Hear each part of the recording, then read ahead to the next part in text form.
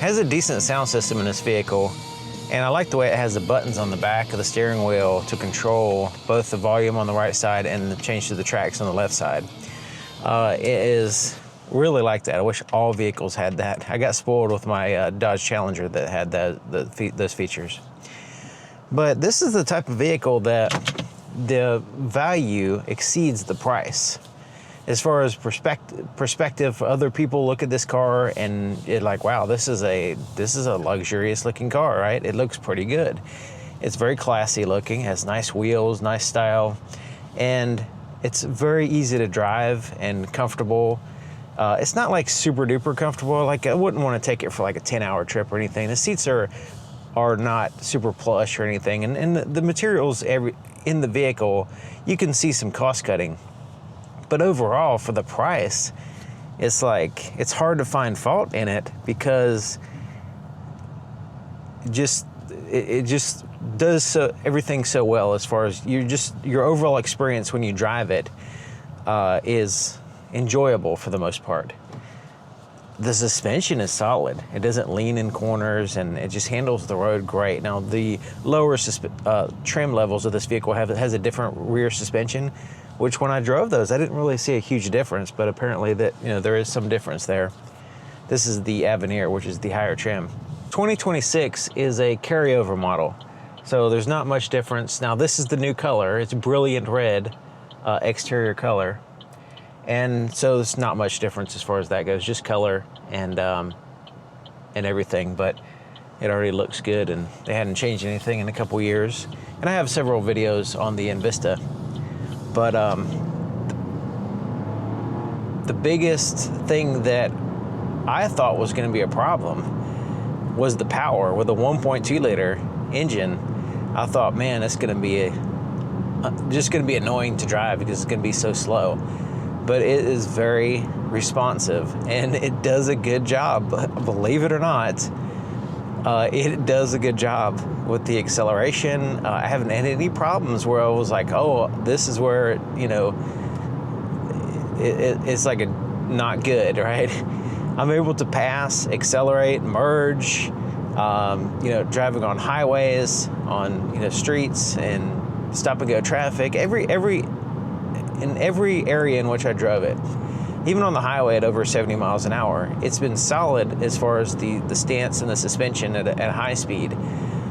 So that's good. But the power delivery and the transmission, it just keeps that engine right where I want it all the time. It is really good. It feels very confident for a 1.2 liter like that. For most people, you might hear that and you would think that's then I'm just making stuff up, right?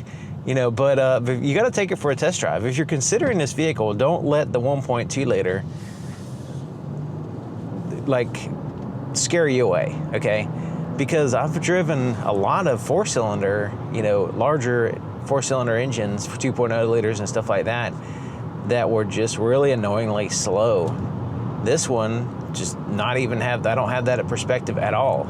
It feels very good, and the transmission helps out with that too. It just keeps it it just feels strong enough, right? It's not supposed to be a fast vehicle, but it's not annoyingly slow. It's just right there where you would think it would be for this type of vehicle.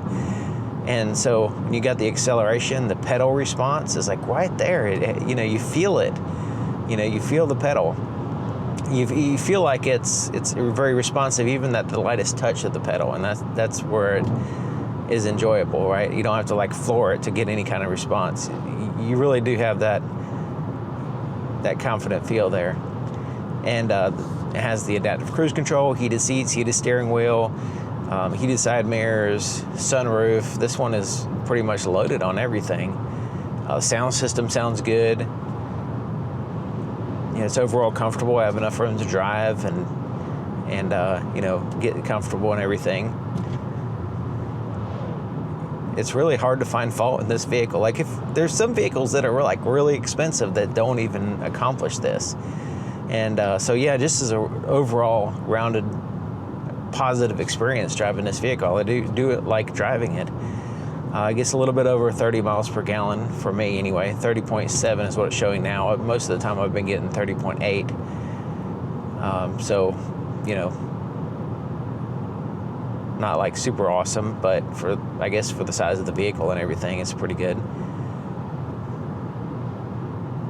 But yeah, the biggest thing that I hear people say, and also for me, my initial reaction was when I heard the 1.2 liter, I was like, there's no way.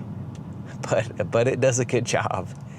And so yeah, it's hard to convey that on camera, you know, so I could just kind of describe it and kind of show you.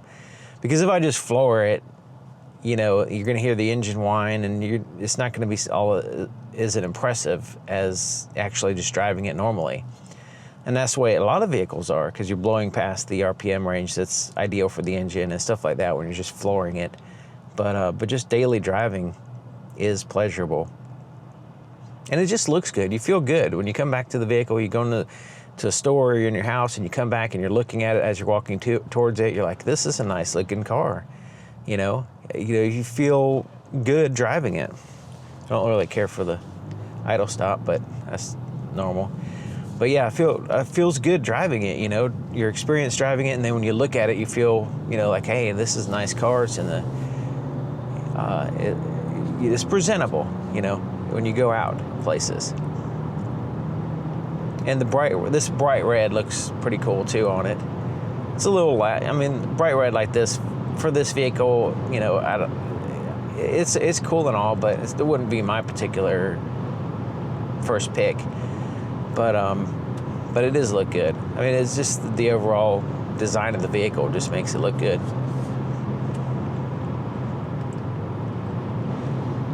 And so far, the adaptive cruise control and everything, it doesn't have the lane keep assist system or anything like that, or any you know, hard holding the lane. But those usually are a problem anyway, and I turn them off. So it's really easy to drive anyway. But having the adaptive cruise control and the, you know, clear buttons, it's one of those levels of complexity to where it's not overly complex, but it's also not lacking on features at the same time. So you have everything laid out in a way that's logical and intuitive. So anybody can just basically get in this vehicle and drive it. Now, I do have videos going over every feature if you want to check that out. But yeah, just overall, I just wanted to convey that don't let the 1.2 liter scare you off. Take it for a test drive before you judge it, because it's surprising. And the price, you know, the price of what you get for what you get is truly impressive. And also, if you look at the reliability scores for Buick in recent years, it's you know, they're at the top of the list now. So yeah, they're up there with like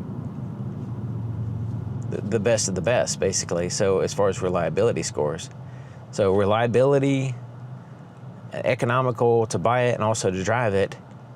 It looks good, and so yeah, it is a vehicle that could definitely recommend to pretty much anybody. You know, the hatchback, so convenient.